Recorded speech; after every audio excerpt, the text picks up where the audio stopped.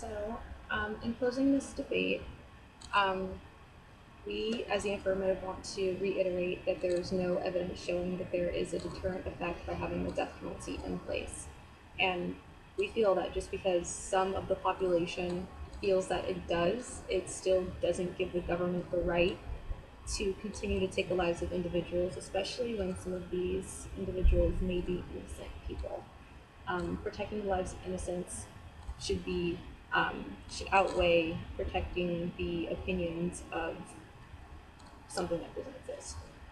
Um, we also wanted to reiterate that putting people to death really keeps the general public no safer than having them in prison for life.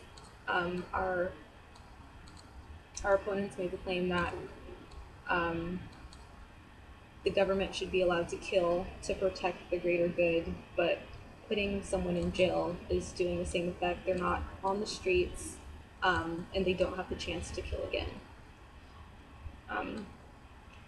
In addition, we want to exemplify the fact that racial bias does exist when it comes to the death penalty, and of course no government agency is going to outwardly admit that there's racism in their legal system. And to say that our data presented is irrelevant is exactly how this racism continues to perpetuate in the legal system.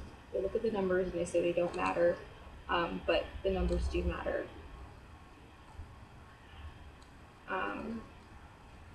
Especially when more than half of the people on death row are minorities. Another thing that we have to keep in our memory is that as humans, we all have the right to live, and the death penalty is definitely a direct violation of this right to live. 2/3 of the countries in the world have already abolished the death penalty, and as one of the leading superpowers in the world, I just find it ridiculous that we haven't abolished it yet either. I'm going to read a quote from Amnesty International, and it says, "Just like killings which take place outside the law, the death penalty denies the value of human life.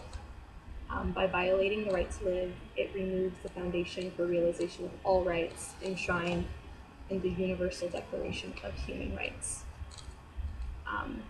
So with that said, with the racial injustices and the death penalty, with the chance of executing innocent individuals, with it not being a proper deterrent to crime, there really is no good reason for us to continue to allow the death penalty to happen in the US.